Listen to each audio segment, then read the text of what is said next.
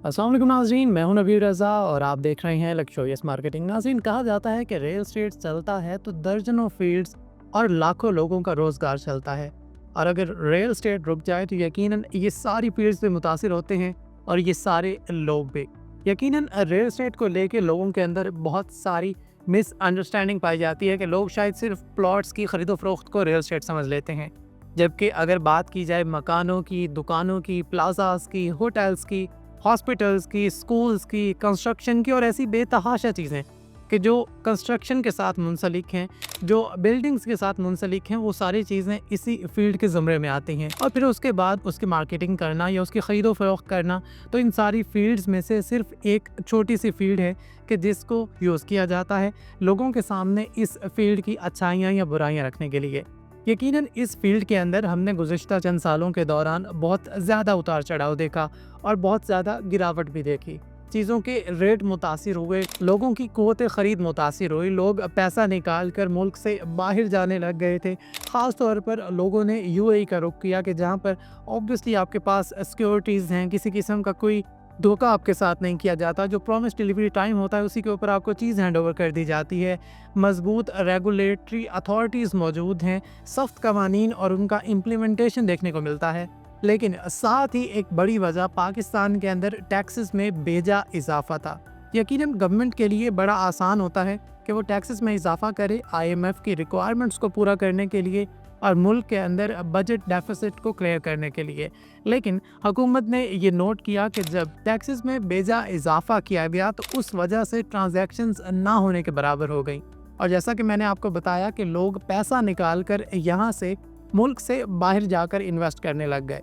तो हुकूमत ने अब होश के नाखुन लिए हैं। एक अरसे से हम सुनते आ रहे थे कि हुकूमत ऐसी पॉलिसीज तरतीब देने जा रही है कि जिसके बाद ट्रांजैक्शन टैक्सेस को, विद होल्डिंग टैक्सेस को, फेडरल एक्साइज ड्यूटी को कम किया जाएगा, ओवरसीज़ को एग्जम्पशन दी जाएगी। यकीनन इसमें से बहुत सारी चीज़ें ऑलरेडी हो भी चुकी हैं कि जैसे ओवरसीज़ को हर किस्म की ट्रांजैक्शन के ऊपर टैक्स एमनेस्टी दी गई है, उसी तरीके से एफईडी का खात्मा ऑलरेडी अनाउंस कर दिया गया है।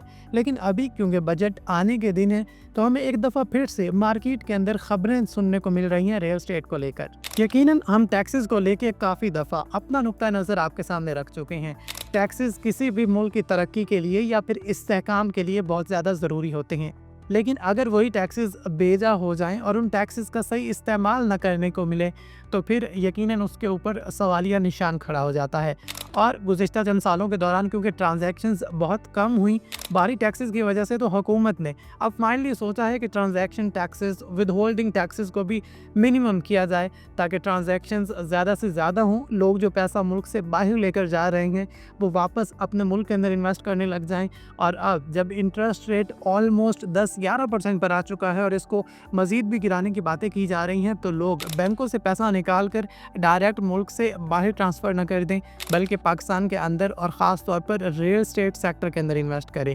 और इसमें यकीनन कंस्ट्रक्शन और बिल्डर्स को भी ख़ास तौर पर रिलीफ दिया जा रहा है, क्योंकि कंस्ट्रक्शन एक ऐसी फील्ड है कि जिसके अंदर बाकायदा प्रोडक्टिविटी हमें देखने को मिलती है, लोगों का रोज़गार चलता हुआ नज़र आता है। जब एक घर बन रहा होता है तो उसके अंदर बहुत सारी ऐसी अमेनिटीज़ और ऐसी चीज़ें इस्तेमाल होती हैं कि जो डिफरेंट फील्ड्स के साथ जुड़ी होती हैं। तो हम हुकूमत के इन तमाम तर फैसलों को खुशाइंद कहेंगे और आने वाले दिनों में हम ये तवक्को कर सकते हैं कि जैसे ही बजट सामने आ जाएगा और इन सारी चीज़ों के ऊपर हमें क्लैरिटी हो जाएगी तो यकीनन रियल एस्टेट के अंदर एक दफ़ा फिर से हमें बूम देखने को मिलेगा। तो चंद ही दिन या फिर चंद ही हफ्ते बाकी हैं बजट पेश होने में।